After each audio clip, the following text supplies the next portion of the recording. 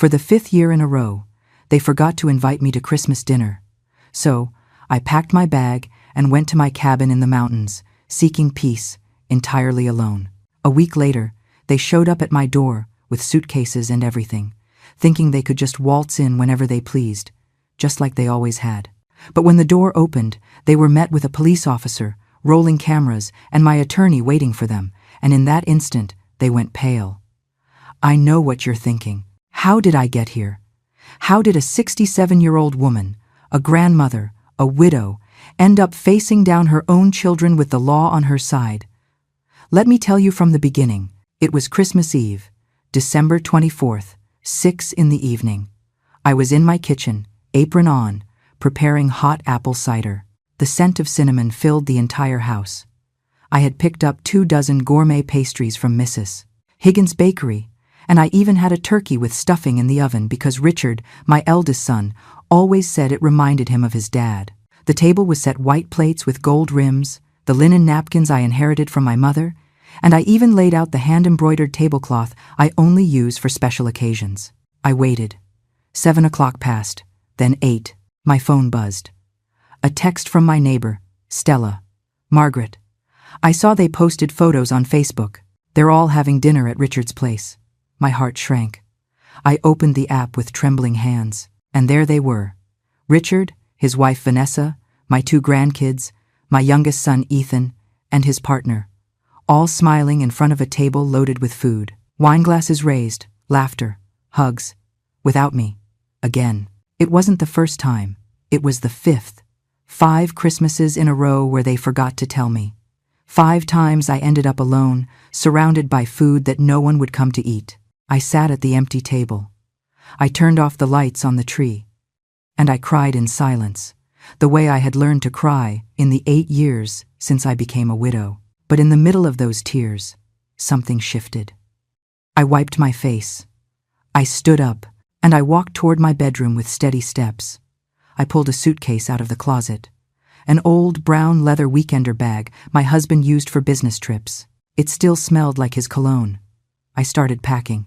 Clothes, medication, documents, and a green velvet box I kept in the back of the wardrobe. A box no one knew existed. A box full of papers that told the truth about everything. At 11 o'clock that night, I locked the front door of my suburban Chicago home. I got into my car, and I drove 3 hours north to the cabin near Lake Geneva, Wisconsin. That cabin I inherited from my husband.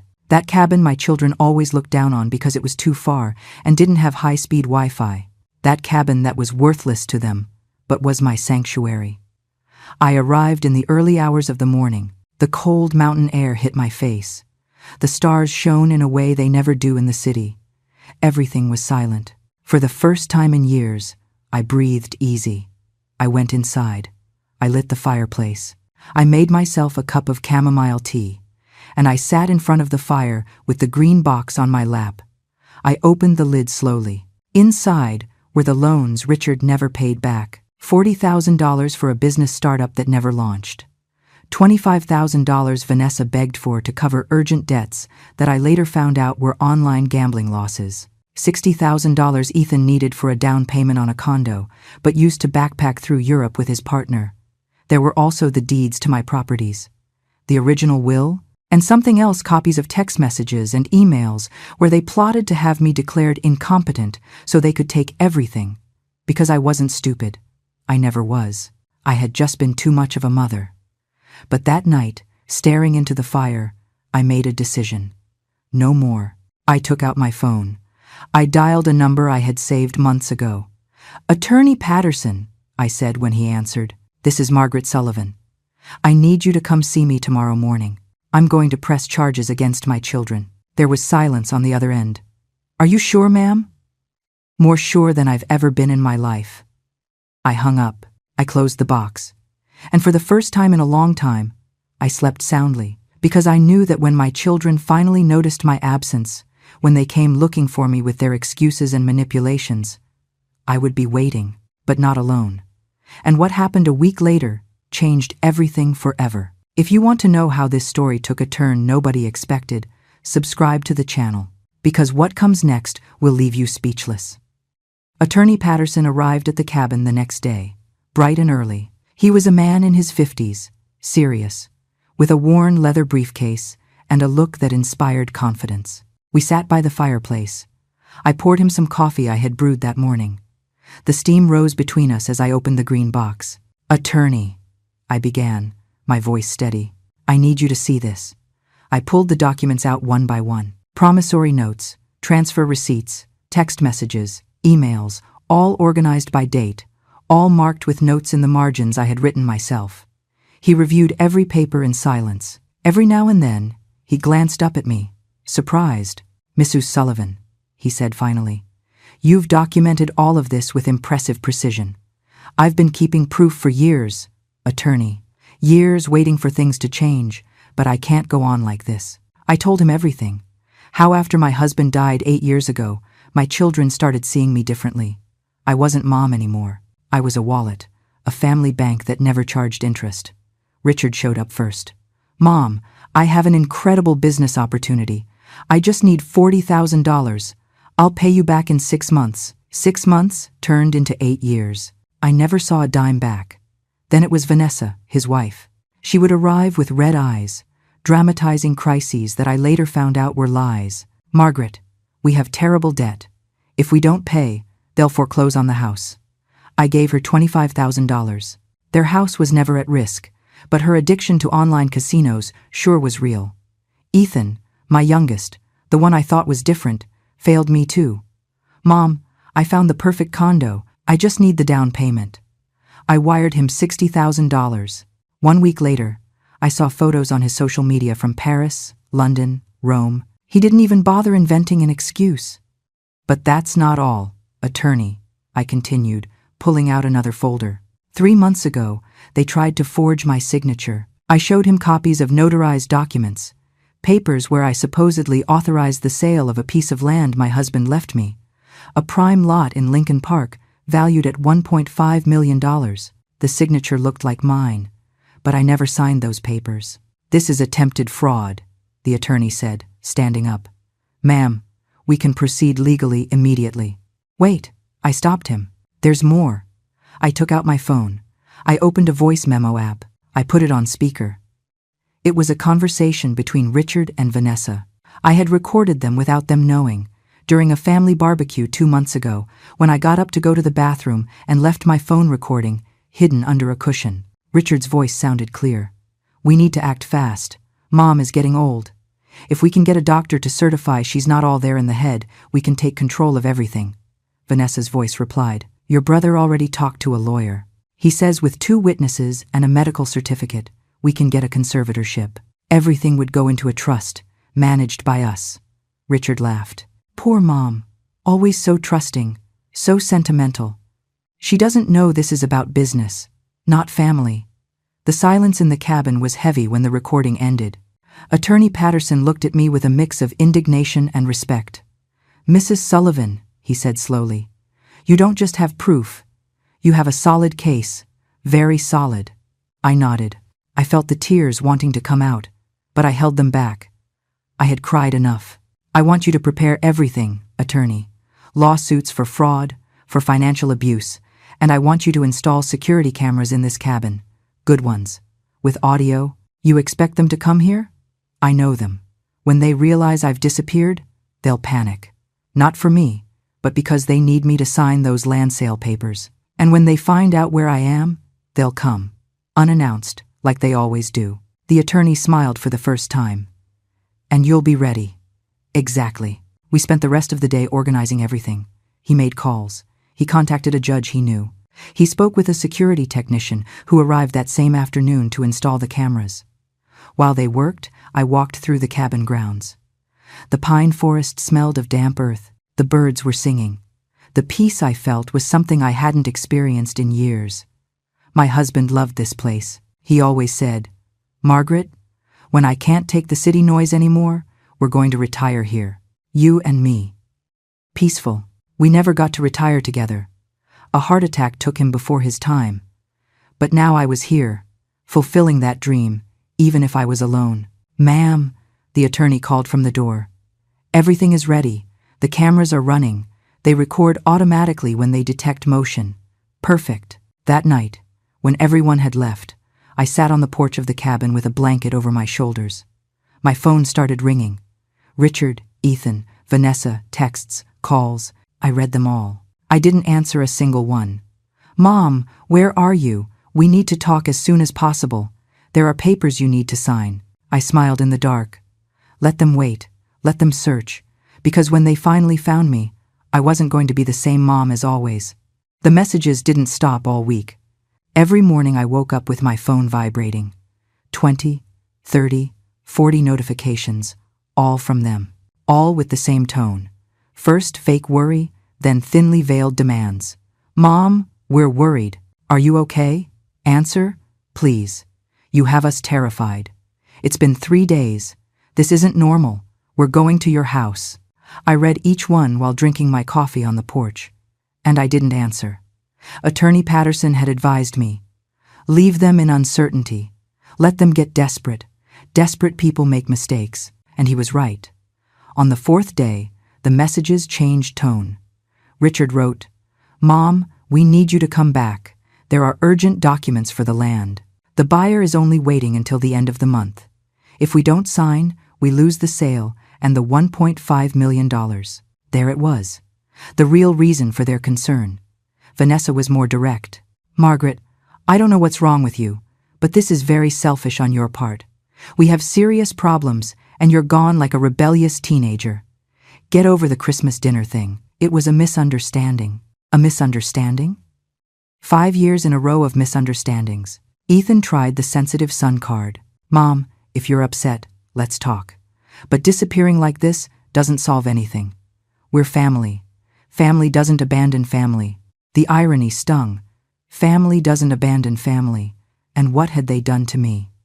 But I didn't reply. I kept to my routine at the cabin. In the mornings, I walked through the woods. The cold air cleared my mind. I watched the pines, listened to the creek running nearby, gathered pine cones for the fireplace. In the afternoons, I reviewed my documents, over and over, verifying dates, amounts, details, preparing myself. Attorney Patterson came on the 5th day with news. "Mrs. Sullivan, I hired a private investigator.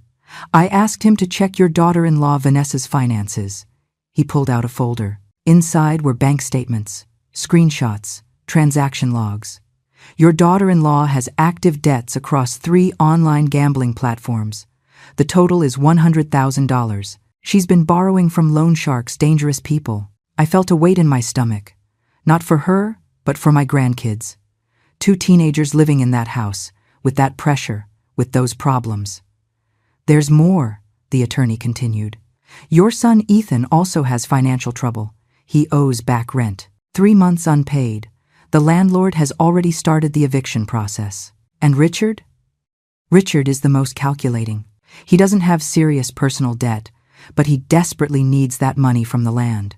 He invested in an import business that is going under. If he doesn't inject capital soon, he loses everything." So it all made sense. They didn't need me. They needed my money, my properties, my signature. "And the attempted fraud?" I asked. "I've already filed the formal complaint. The notary who authorized those fake documents is under investigation. Your son Richard will be summoned to testify next week." I nodded. The puzzle pieces fit perfectly. That night, while the fire crackled in the fireplace, I took out old photographs from a box. Photos of when my children were small. Richard in his Little League uniform, smiling with missing teeth. Ethan on my lap, hugging me with those chubby little arms. When was it all lost? At what moment did I stop being their mother and turn into their resource? A tear fell on a photograph. I wiped it away carefully. I missed those children, but those children didn't exist anymore. On the 7th day, I received a different message. It was from my oldest grandson, Sam, 16 years old. "Grandma, Dad is furious. He says if you don't show up, they're going to come find you. Please let us know you're okay. I miss you." My heart shrank. He wasn't to blame for any of this. For the first time all week, I replied to a message, but not to Richard, not to Ethan, not to Vanessa, to Sam. "I'm okay, sweetheart. I just needed time for myself. I love you very much." His reply was immediate. When are you coming back? Soon.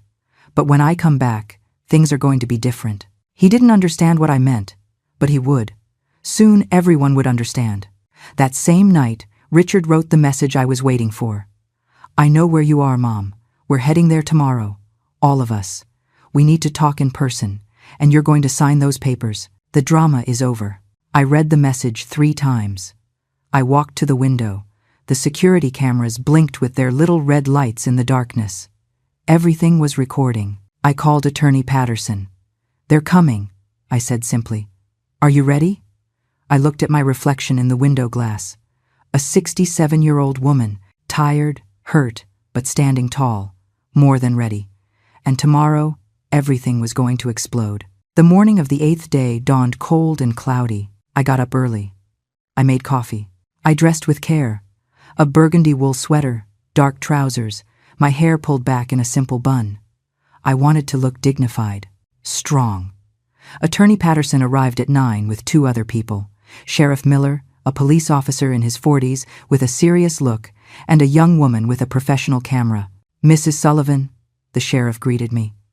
Attorney Patterson filled me in. He will be present as an official witness. Everything that happens will be on record. Thank you, Sheriff. Miss Fernandez, he pointed to the young woman, will document everything on video. It's protocol in these cases. I nodded. My heart was beating fast, but my mind was clear. We went over the plan one more time. The exterior cameras were already recording. The professional camera would capture everything from the inside. The sheriff would remain visible from the start. No surprises. Everything legal. Everything documented. What time did you say they'd arrive?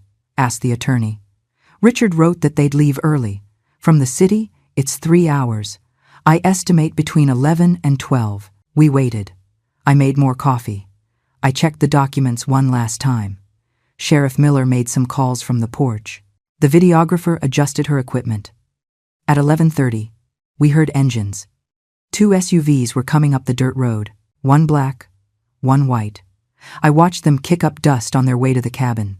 They're here, I announced, feeling the adrenaline rush through my body. Stay calm, ma'am, the attorney told me. Remember, you have control.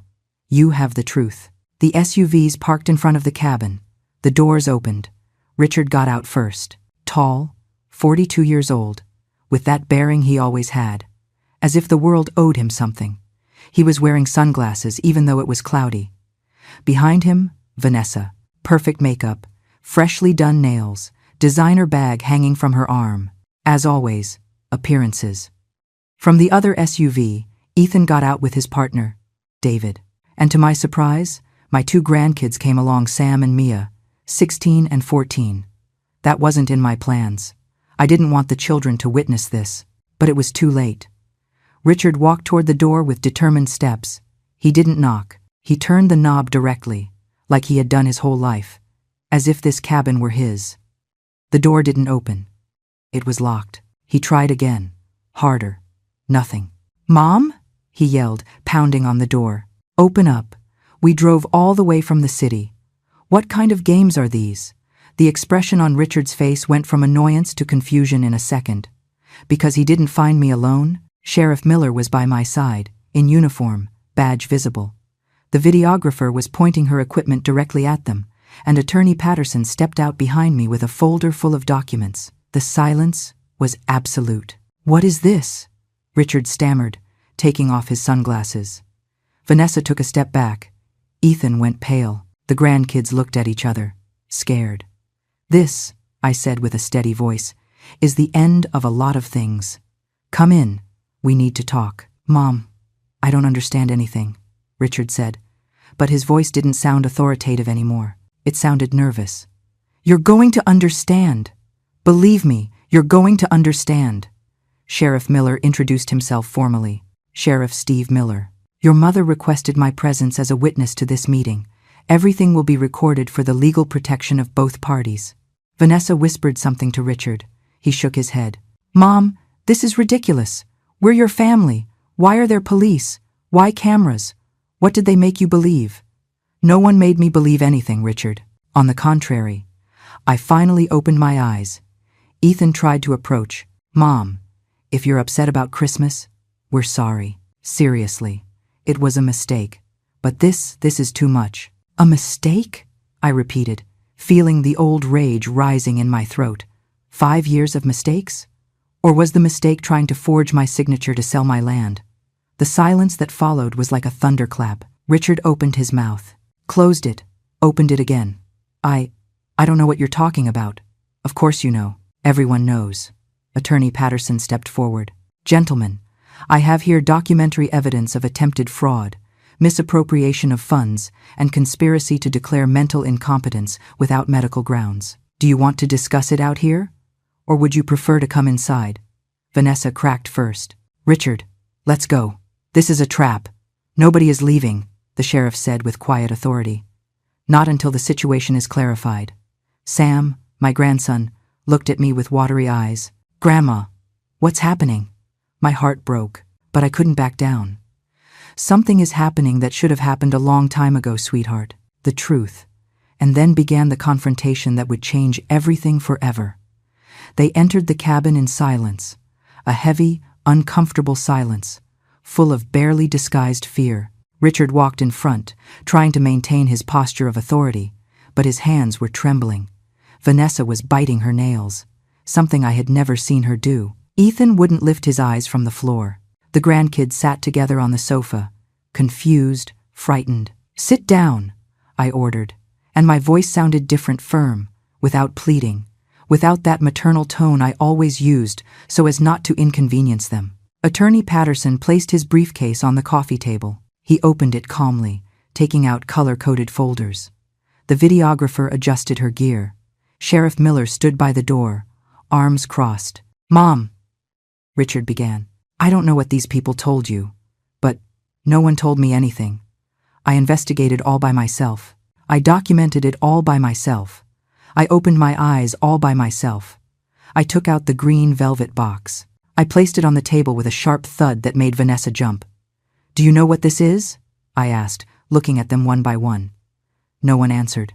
It's the truth you thought I would never discover. I opened the box.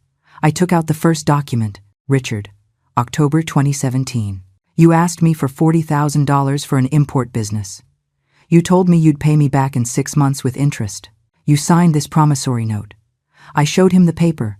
His signature was there, clear, indisputable. 8 years have passed. I never saw a dime. Mom, the business didn't work out. I already explained that to you. You didn't explain anything. You disappeared for 2 months, and when you reappeared, you acted like it never happened. I pulled out another document. Vanessa, March 2019. You begged me for $25,000. You said you had a debt with the bank, that they were going to foreclose on the house. You cried. You hugged me. You told me, Margaret, you are my salvation. Vanessa went rigid. I hired a private investigator. Do you know what he found? I took out the bank statements the attorney had given me, that there was never a foreclosure risk, that you spent those $25,000 at online casinos, and that today you owe $100,000 to loan sharks? Dangerous people, Vanessa. So dangerous they are threatening your family. She stood up abruptly. That's a lie. You have no right to investigate me. Sit down, Sheriff Miller said with a calm but authoritative voice. Vanessa sat down, trembling. I turned to Ethan, my youngest son, the one who was always more affectionate, the one I thought was different. Ethan, June 2020. You asked me for $60,000 for the down payment on your condo. You said you were finally going to have a home of your own. I felt so proud. Ethan closed his eyes. 1 week later, I saw your photos in Europe, Paris, London, Rome. 3 months of travel. Where did that money come from, Ethan? Mom, where? I had savings. Lie, interrupted Attorney Patterson, pulling out more papers. Your bank account was at zero. The only large deposit was the transfer from your mother. That money funded your trip, and today you owe 3 months of rent. Your landlord started the eviction process 2 weeks ago. David, Ethan's partner, looked at him in disbelief. Is that true? Ethan didn't answer. He just buried his face in his hands. Sam, my grandson, stood up. Grandma, I don't understand. Did Dad steal from you? Sit down, Sam, Richard ordered. No, I want to know what's happening. I knelt in front of my grandson. I took his hands. Sweetheart, your parents didn't rob me at gunpoint, but they lied to me.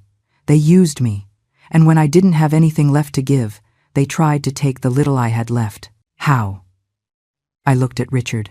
He avoided my gaze. Attorney, I said. Show them the documents. Attorney Patterson placed the copies of the notarized papers on the table. The papers where I supposedly authorized the sale of the land. This arrived at the Recorder of Deeds 3 months ago. A request for the sale of the property located in Lincoln Park, valued at $1.5 million, with Mrs. Margaret Sullivan's signature. He passed the documents to Richard. The problem is that Mrs. Sullivan never signed this. The signature is fake. A pretty good forgery, but fake. Richard looked at the papers. His face went from pale to red. The notary said it was legal. Notary Ramirez is under investigation for fraud. He already testified. He said you paid him $10,000 to process this sale without verifying the signer's identity. Vanessa exploded. This was your idea, Richard. I told you not to do it. Shut up. You're the one who has us buried in debt. It's your fault, because you never earn enough, because your business is a failure. They started screaming at each other, blaming each other, destroying each other in front of everyone. The grandkids were crying. Ethan still had his head in his hands. David watched everything in shock. I remained seated, calm, watching the facade crumble. Sheriff Miller clapped his hands loudly twice. Quiet. Everyone shut up. Mrs. Sullivan, said the sheriff, do you wish to press formal charges? This was the moment, the decision that would change everything. I looked at my children.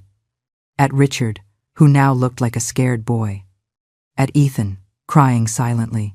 At Vanessa, shaking with rage and fear. I looked at my grandkids. At Sam, looking at me with pleading eyes. At Mia, who didn't understand anything but felt her world collapsing. I took a deep breath. Before answering that, I said slowly, I want you to hear something. I took out my phone. I opened the recording app. I recorded this 2 months ago, at the Sunday family barbecue, when I went to the bathroom. I hit play. And then Richard's voice filled the cabin. We need to act fast. Mom is getting old. If we can get a doctor to certify she's not all there in the head, we can take control of everything. And in that moment, I saw their souls break. The audio kept playing. Every word was a knife. Vanessa's voice sounded clear. Your brother already talked to a lawyer. He says with 2 witnesses and a medical certificate, we can get a conservatorship. Everything would go into a trust, managed by us. Richard tried to get up. Mom, turn that off. But I didn't turn it off. I let it continue. His own voice continued. Poor Mom. Always so trusting, so sentimental. She doesn't know this is about business, not family. And then the laughter. That laughter that had kept me awake for weeks. Sam stood up abruptly, looking at his father with an expression I had never seen on him. Horror. Absolute disappointment. Dad? You said that? You really wanted to have Grandma declared crazy? Richard reached out his hands. Son, it's more complicated than. Answer him. Yes or no? We were desperate. Your mother has debts. The business is failing. You needed to rob your mom? Sam completed, tears running down his face. Declare her incompetent to keep her money? That's what you needed? Mia, my granddaughter, was crying silently. She got up from the sofa and ran to me. She hugged me tight. Grandma, I'm sorry. I'm sorry. I'm sorry. You have nothing to apologize for, sweetheart, I told her, stroking her hair. Ethan finally spoke with a broken voice. Mom, I knew. Richard told me his plan. I tried to convince him not to do it, but I needed money too. I thought if you guys handled the legal part, I would just receive my share of the inheritance early. Before I died, I said. He lowered his head. Yes. The brutal honesty hurt more than the lies. David, his partner, backed away from him. I can't believe what I'm hearing. Your own mother, Ethan. You guys don't understand the pressure, Vanessa screamed suddenly. Living with debt, dealing with threats, we needed that money. Then work, I said simply. like the rest of the world does, like I did when your father died and left me with huge responsibilities. I worked, I didn't steal, I didn't lie. You have properties, you have savings, you don't need all that at your age. At my age? I repeated, feeling the indignation rise. At 67, do I not deserve to have anything anymore? Do I not deserve to decide what to do with what I worked for my whole life? Attorney Patterson intervened, placing more documents on the table. Here I have the complete records. Mrs. Sullivan lent you, in total, $125,000 over 8 years. Not a single dollar was repaid. Furthermore, there is evidence of systematic emotional manipulation. He took out printouts of text messages, reading them aloud. Richard, 6 months ago. Mom, if you don't help us, we lose everything. Do you want your grandkids to end up on the street? Ethan, 4 months ago. Ma, I thought I could count on you. I guess I was wrong. I guess money is more important than your son. Vanessa, 3 months ago. Margaret, after everything we've done for you, this is how you repay us. With selfishness. Every message was worse than the last. Emotional blackmail, manipulation, manufactured guilt. What did you do for me? I asked Vanessa directly. Tell me, what did you do? She opened her mouth, but nothing came out. I opened my home to you. I gave you my money. I watched your children when you needed time off. I cooked for your parties. I kept your secrets. I forgave your forgetfulness. And when I had nothing left to give, when you had squeezed me to the last drop, you wanted to take the only thing I had left, my dignity. My voice cracked on the last word, but I didn't cry. I had cried enough in my life. Sheriff Miller checked his watch. Mrs. Sullivan, I need you to decide. Do you press criminal charges, or do we reach a family settlement? Everyone looked at me, waiting, fearing. I looked at Richard. He avoided my eyes. I looked at Ethan. He was begging me silently. I looked at Vanessa. She hated me. I could see it in her glare, and I looked at my grandkids, Sam and Mia, 2 innocent teenagers trapped in their parents' poison. I want to make a proposal, I said finally. Attorney Patterson tensed up. Ma'am, remember that I know, attorney, but I want them to decide. I stood up. I walked to the window. Outside, the pines swayed in the wind.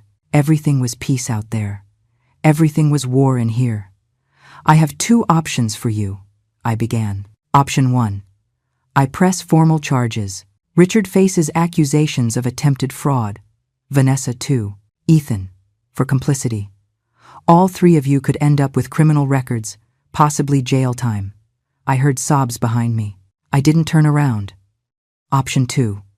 We resolve this as a family, but on my terms, and they are non-negotiable. What terms? Richard asked with a weak voice. I turned to face them. First, you pay back every cent I lent you, the full $125,000. You can do it in monthly payments over 5 years, but you pay it all back. Mom, that's impossible. Do not interrupt me. Second condition, temporary restraining order. 3 years without direct contact, except for supervised occasions or real emergencies. I need space. I need to heal. Vanessa scoffed. That's absurd. Third condition, mandatory family therapy. All 3 of you, individual and group, with a psychologist I choose. You will pay for it. And what do we gain? Vanessa asked with sarcasm. I stared right at her. You gain not going to jail. You gain your children not growing up visiting you behind bars. You gain a chance to learn how to be decent human beings. The silence was absolute. Fourth and final condition, I continued, feeling my voice strengthen. You lose any right to my inheritance. Everything I have will go to a foundation I'm creating for elderly women who are victims of family abuse, and a trust for Sam and Mia, which they will receive when they turn 25. You can't do that, Richard yelled. Yes, I can. It's my money, my life, my decision. And then I gave them 60 seconds to choose their fate. 60 seconds, I repeated, looking at the clock on the wall. Decide now. Sheriff Miller took out his notebook, ready to note the decision. The videographer kept recording every gesture, every tear, every moment of desperation. Richard looked at Vanessa. She was shaking her head, furious. Ethan stared at the floor, hands trembling. "This is insanity," Vanessa said. "You are blackmailing us." "No," I corrected calmly. "I am giving you a way out, something you never gave me. But $100,000, where are we going to get that kind of money? From the same place you thought you'd get the $1.5 million from the land. From work, from effort, from living within your means." 30 seconds, announced Attorney Patterson. Sam approached his father. "Dad, accept it, please. I can't watch you go to jail." Mia was still hugging me, crying silently. Richard closed his eyes, his jaw tightened. I could see the internal struggle, pride against survival. 15 seconds. "Okay," Ethan shouted suddenly. I accept everything. I'll pay the money back. I'll go to therapy, whatever is necessary. Just I don't want charges." David looked at him surprised, but there was some relief on his face. 10 seconds. "Richard," whispered Vanessa. "Say something." 5 seconds. Richard opened his eyes. He looked directly at me, and for the first time in years, I saw something real in his gaze. Not manipulation, not calculation. Genuine fear.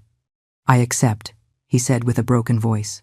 "I accept your conditions, Mom," Sheriff Miller wrote in his notebook. "And you, Mrs. Vanessa Marquez?" Vanessa clenched her fists. Her face was red with contained rage. "I don't have a choice, do I? Either I accept or I go to prison. That is the reality," I confirmed. "Then I accept. But I want you to know this is cruel. You are cruel." "No, Vanessa. Cruel was what you did to me for 8 years. This is justice." Attorney Patterson took pre-drafted documents out of his briefcase. "You will have to sign a legal agreement. Everything will be in writing. Any breach will automatically reactivate the criminal charges."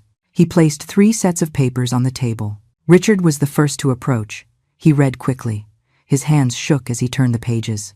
"This says we are forbidden from coming within 100 yards of you. For 3 years. Yes, except for supervised meetings or real medical emergencies. What about holidays? Christmas? Birthdays?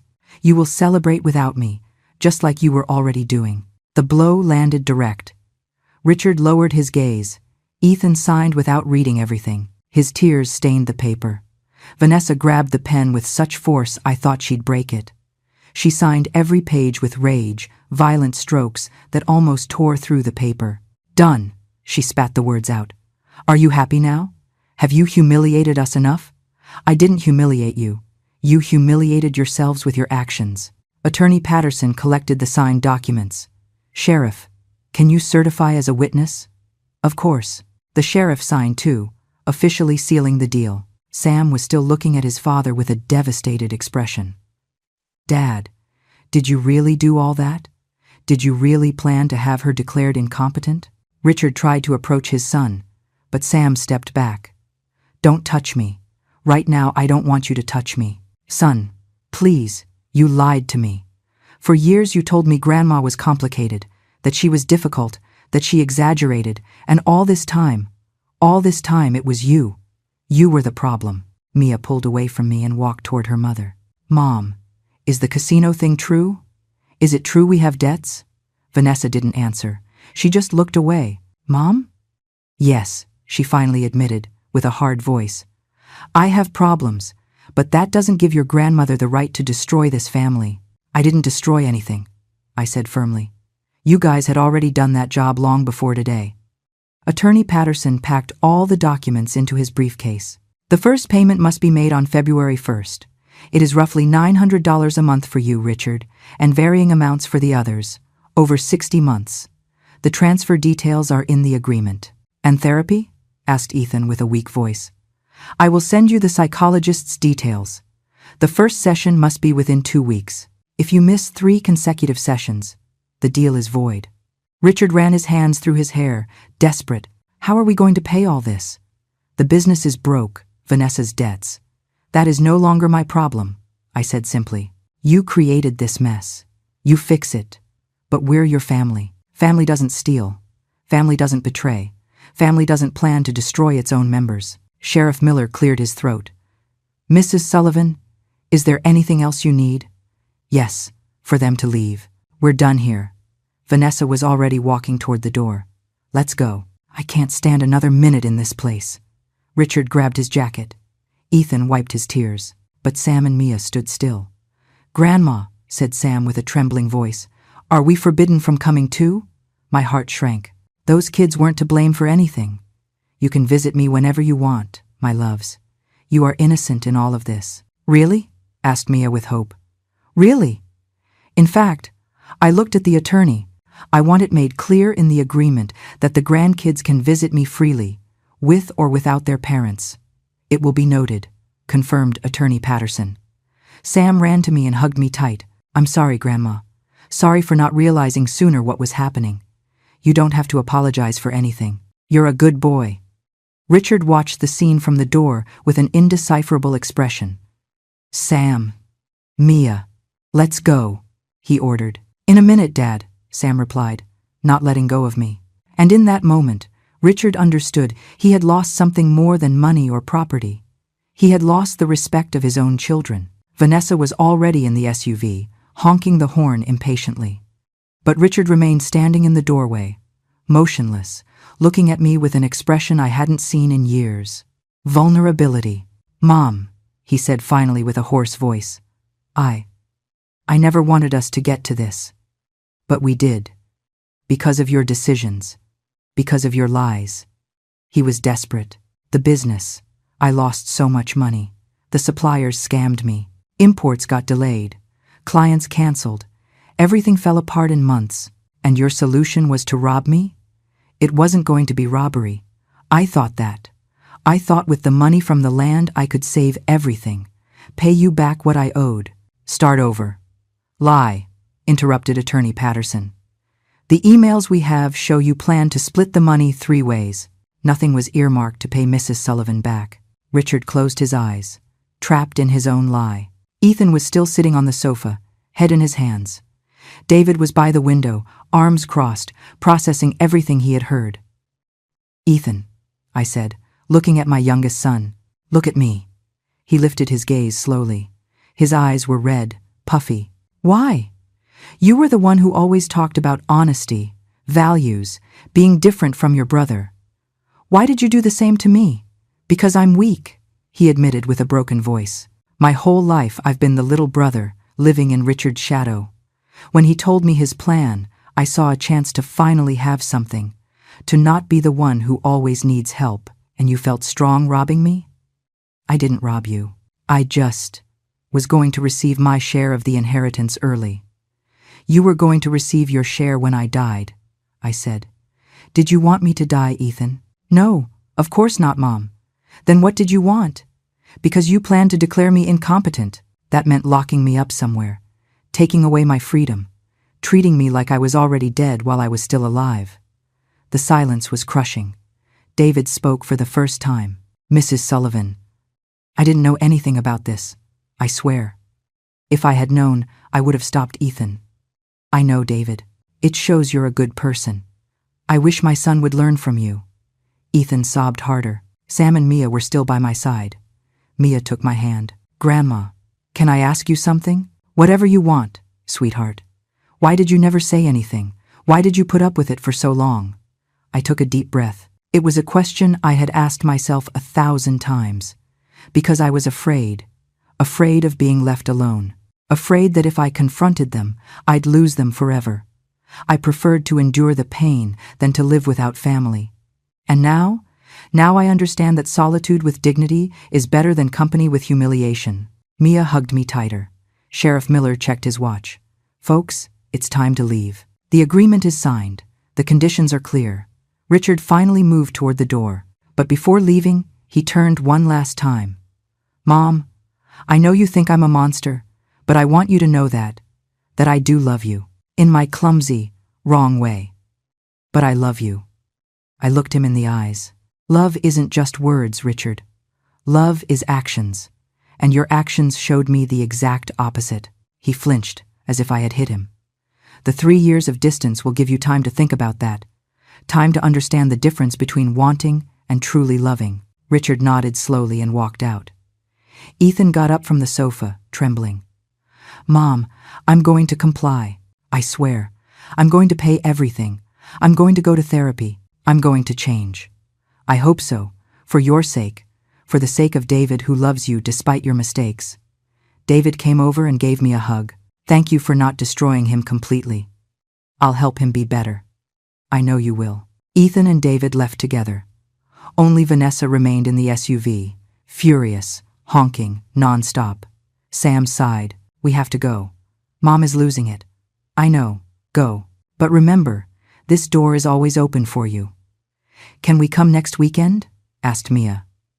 Of course. I'll make your favorite enchiladas or lasagna, I corrected myself, smiling. The two hugged me one last time and ran toward the SUV.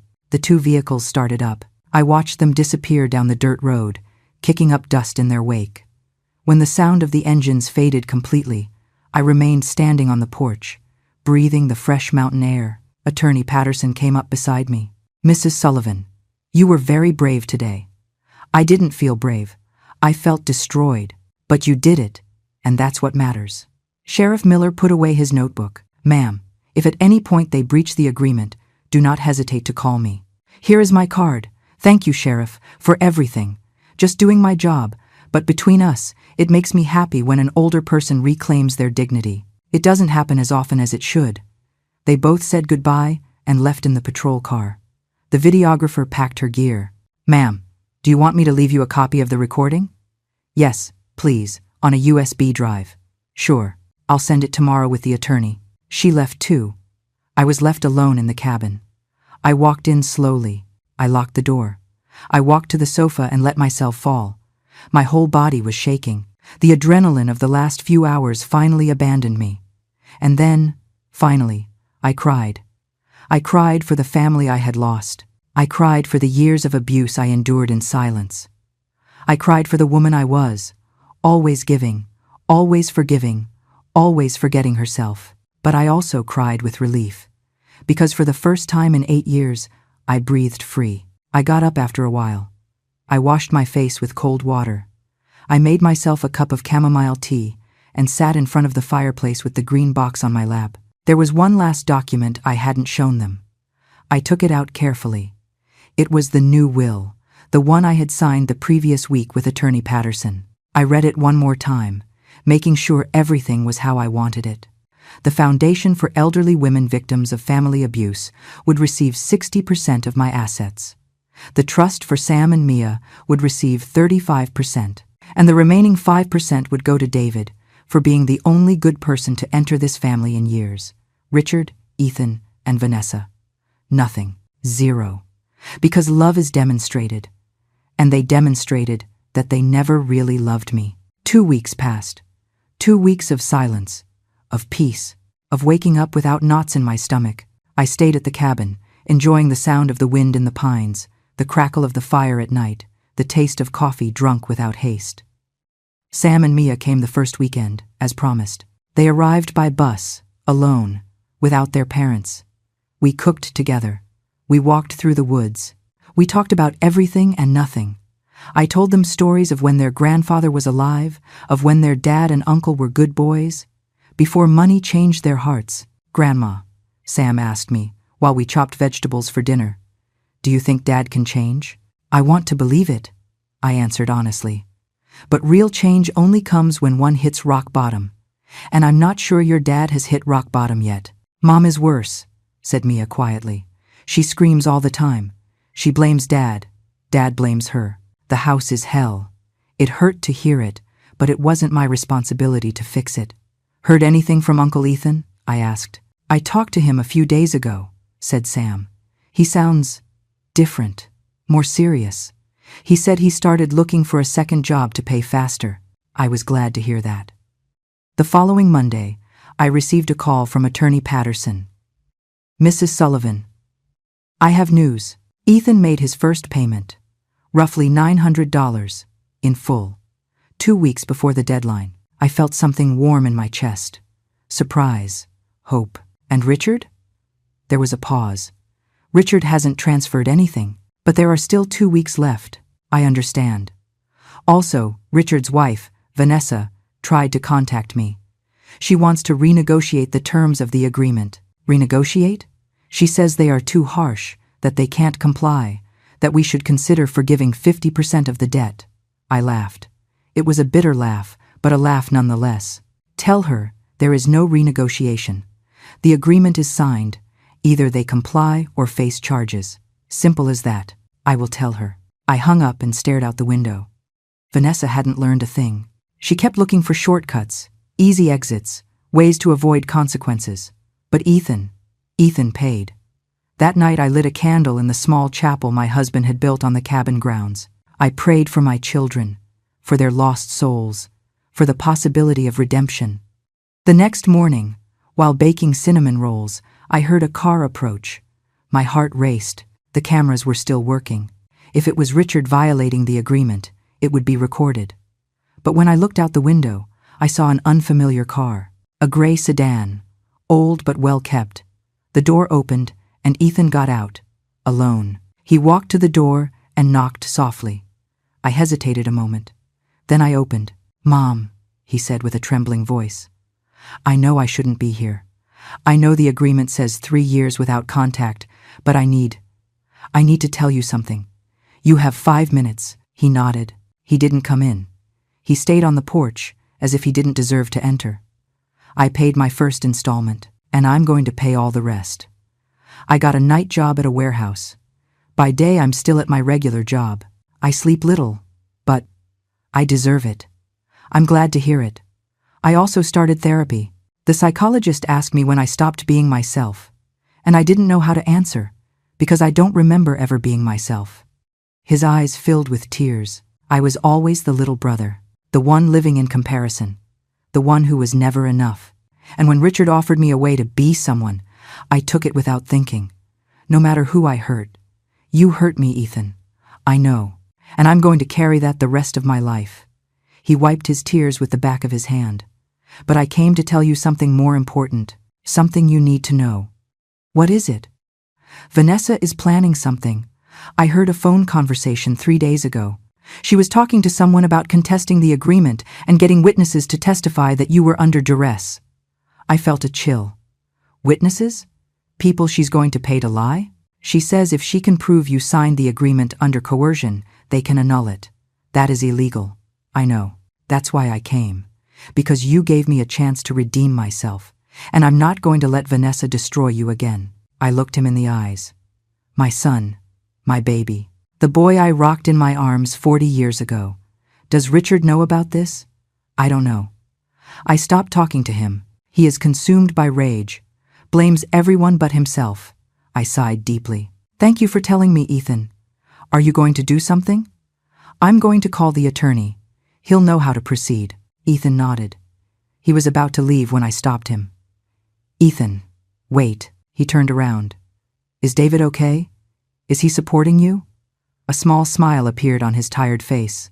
"David is the best thing that ever happened to me. He puts up with me. He pushes me to be better. I don't deserve his love, but I'm fighting to deserve it someday." "Then fight. For yourself. For him. For the man you can become." "I will, Mom. I promise." He left. I immediately called Attorney Patterson. I told him everything. "This is serious," he said. "If Vanessa attempts to fabricate false testimony, we could charge her with obstruction of justice. But we need proof." "What kind of proof?" "Recordings, messages, something that demonstrates her plan." I thought quickly. "Attorney, what if we record her confessing?" "How?" "Let me think about it. I'll call you in a few hours." I hung up. I paced the cabin thinking. Vanessa was impulsive, arrogant. If she thought she could manipulate the situation, she would try. I picked up my phone and called Sam. "Grandma, everything okay?" "Yes, sweetheart. I need to ask you a favor. It's important. Whatever you need." "Does your mom still use her phone for all her important calls?" "Yes, all the time." "Why?" "Because I need you to help me get something, and I know what I'm going to ask is hard. But..." "Grandma," Sam interrupted me with a firm voice, "if it's to protect you from Mom, I'll do it. Mom is out of control. Even Mia is afraid of her. Is it that bad? Worse. Yesterday she smashed plates because Dad wouldn't ask you to cancel the agreement. She screamed that you had poisoned us against her." My heart shrank. "Okay, This is what I need. I explained the plan. It was risky, but necessary, because Vanessa was about to learn that I was no longer the naive mother-in-law she could manipulate. I was a woman who had woken up, and this time, I would get there first. The plan was simple but required perfect timing. Sam would wait for a moment when his mother was distracted. He would take her phone and check recent messages, calls, any evidence of what Vanessa was planning. He would take screenshots and send them to me. It sounded easy, but asking a grandson to spy on his own mother was something that broke my heart. "Grandma," Sam had told me over the phone, "it's not just your fight anymore. Mia and I live in that house. We see how Mom manipulates, lies, destroys. If we can help you stop her, we will." And 3 days later, the screenshots arrived. My phone buzzed at 11 at night. It was Sam. "Grandma, found this. Sorry it took so long, but I needed to be sure." I opened the images one by one and felt my blood run cold. Messages from Vanessa to an unknown number. "How much do you charge to testify that the old lady was confused when she signed?" $2,000. "Half now, half after the trial. Deal. Do you know the family well? You'll say she was always forgetful, acting weird." There was more. Conversations with other people. Vanessa was building a complete web of lies. A message to Richard read, "Your mom humiliated us. It's time to strike back. With 3 witnesses declaring her mental incompetence, we can annul everything." Richard's reply, "I don't know, Vanessa. This could go wrong. Do you prefer losing millions or growing a pair and recovering what is ours?" Richard didn't reply further, but he didn't stop her either. I saved all the screenshots. I forwarded them to Attorney Patterson, along with a message. "The evidence we needed," he replied in 5 minutes. "This is sufficient for criminal charges. Do you want to proceed?" I sat in front of the fireplace with a cup of tea in my hands. The fire danced in front of me, casting shadows on the walls. Did I want to send the mother of my grandkids to jail? I thought of Sam and Mia, of how they would suffer if their mother faced criminal charges. But I also thought of all the people Vanessa had hurt with her manipulation, of how she would keep hurting people if no one stopped her. "Proceed," I finally wrote, but with one condition. "Which one?"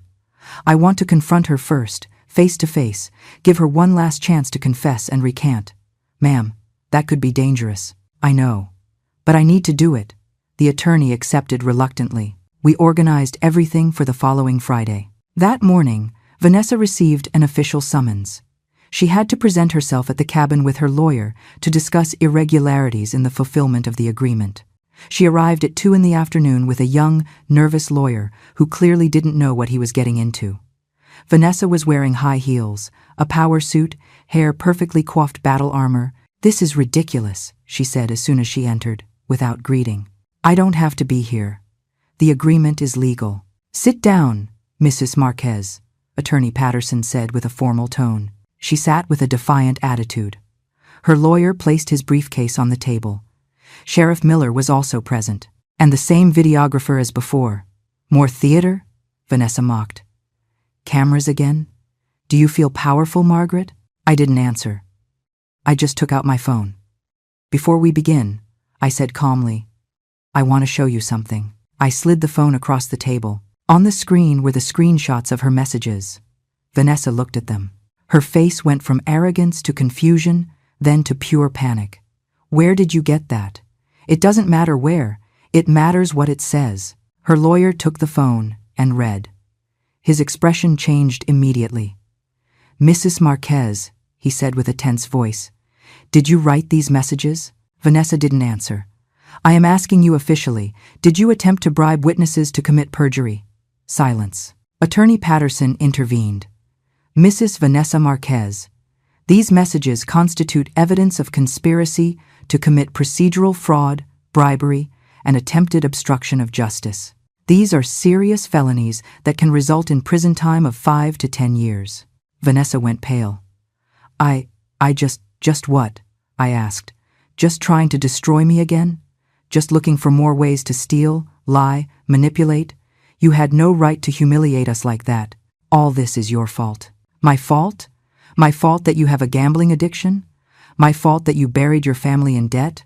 My fault that you planned to declare me incompetent to steal my property? We had needs. We had rights. You had no right over my life or my money. Her lawyer closed his briefcase. Mrs. Marquez, I cannot represent you in this.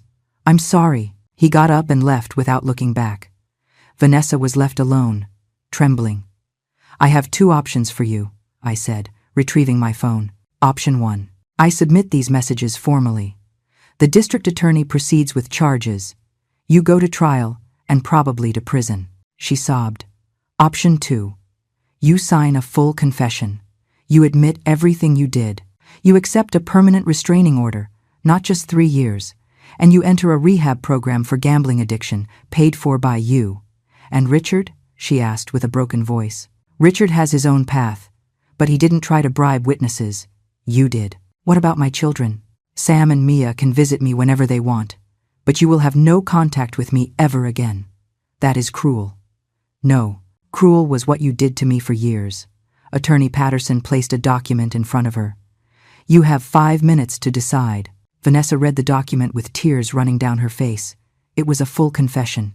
Every lie, every manipulation, every plan to destroy me. If I sign this, I don't go to jail? If you fulfill everything agreed upon, therapy, distance, payments, no. She took the pen with a shaking hand. She signed, but before leaving, she looked at me with pure hate. Someday you're going to die alone, bitter old woman, and no one will cry for you. I smiled sadly. I prefer to die alone with dignity than live surrounded by vipers. She left, slamming the door. Sheriff Miller filed the signed confession. Mrs.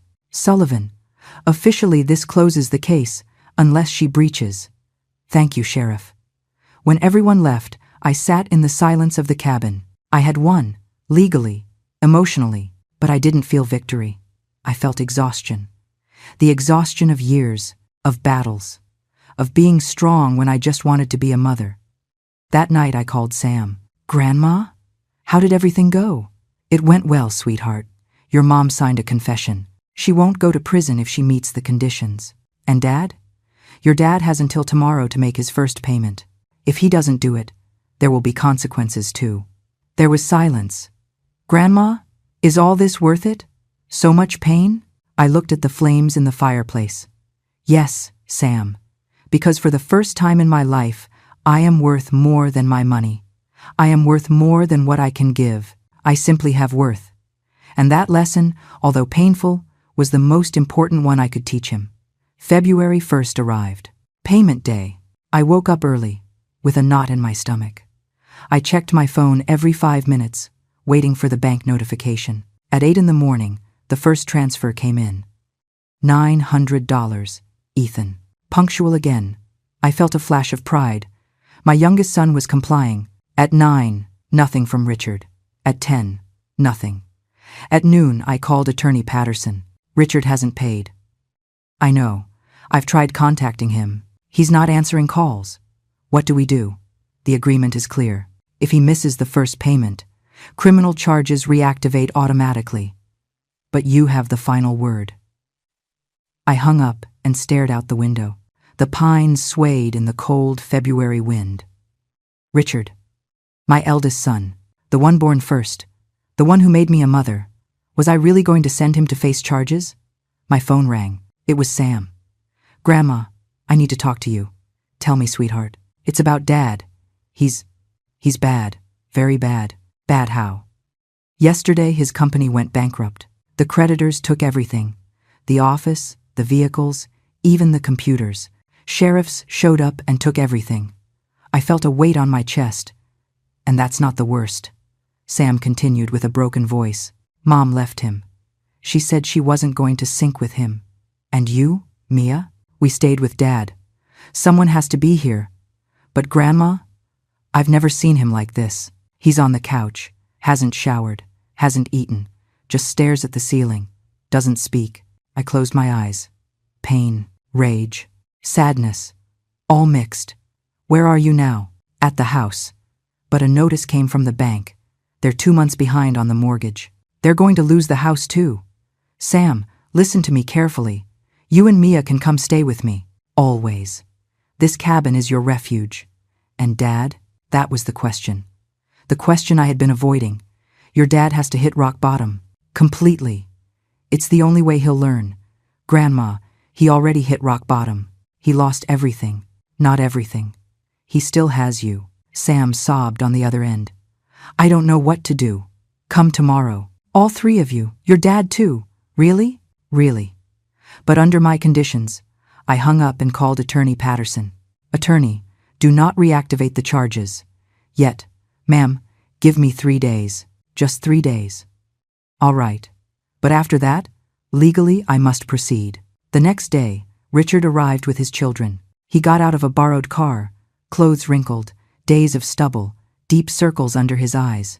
He wasn't the arrogant man who had arrived weeks ago. He was a ghost. Sam and Mia entered first. Richard stayed outside, as if he didn't deserve to enter. Come in, I said from the door.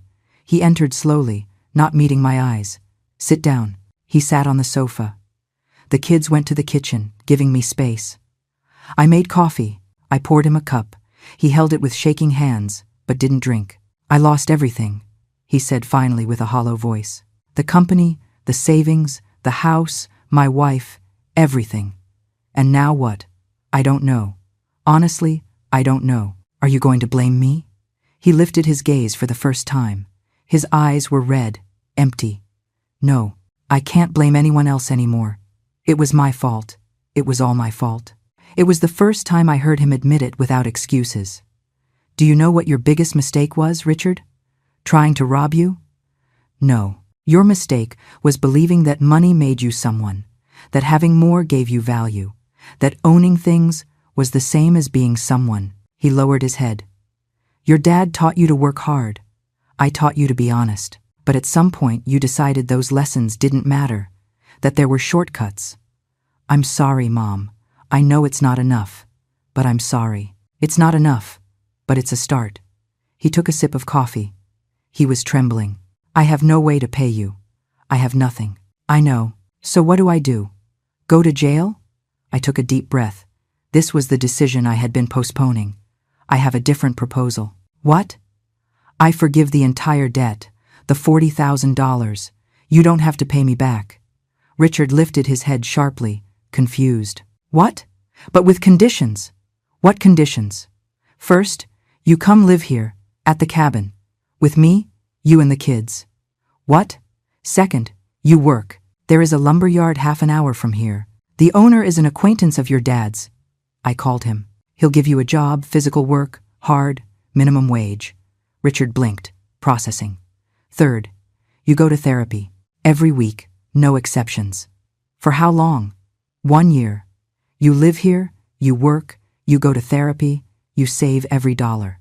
At the end of the year, if you fulfill everything, I help you start over. A small investment for an honest business. Small, humble. I don't understand. Why would you do this? I got up and walked to the window. Because I'm still your mother, and mothers don't abandon, even if their children abandon them. Richard broke. He cried like he hadn't cried since he was a child. Deep, gut-wrenching sobs of years of arrogance falling away. Sam and Mia came out of the kitchen and hugged him. Dad, Mia said, crying, everything is going to be okay. I don't deserve this, Richard sobbed. I don't deserve your forgiveness. You're right. You don't deserve it. But I give it to you anyway, because that is real love, not by merit, by grace. That night we had dinner together in the cabin. Hot soup, fresh bread, steaming hot chocolate. Richard ate in silence, still processing everything. Sam and Mia helped wash the dishes. When the kids went to sleep in the guest room, Richard and I stayed in front of the fireplace. Mom, he said softly, how can you forgive me after everything I did? I didn't say I forgave you completely. I said, I'm giving you a chance. What's the difference? Forgiveness is earned with time and actions. The chance only requires you to show up, every day, to try. And if I fail, then you fail. But at least you tried. Richard looked at the fire. Does Ethan know about this? I'll call him tomorrow. He is fulfilling his part. You must fulfill yours too. And Vanessa? Vanessa took her path. She signed a permanent restraining order. She is in a rehab center for gambling addiction. If she completes it, maybe she can rebuild something with you guys. But that no longer depends on me. Richard nodded. There is something else you should know, I added. What? The will stays the same. You will not receive an inheritance. Everything goes to the foundation and the kids' trust. I understand. I don't expect anything. Good, because this isn't about money. It's about becoming the people our loved ones deserved us to be. And that night, for the first time in years, I slept knowing that maybe, just maybe, my son could find his way back to himself. 1 year passed, 12 months of transformation, of pain, of growth. Richard met every condition, every single one. He worked at the lumber yard starting at 6 in the morning. He came home with rough hands, an aching back, wounded pride but intact dignity. The first few months were terrible. I heard him crying in his room some nights. A 42-year-old man, used to suits and offices, now hauling logs and operating heavy machinery. But he didn't quit. Every Thursday, he went to therapy with the psychologist in town. He returned quiet, reflective, processing layers of his own darkness. Sam and Mia finished the school year living at the cabin. They adapted well, better than well. They bloomed far from the toxic environment of their previous home. Mia got the best grades of her life.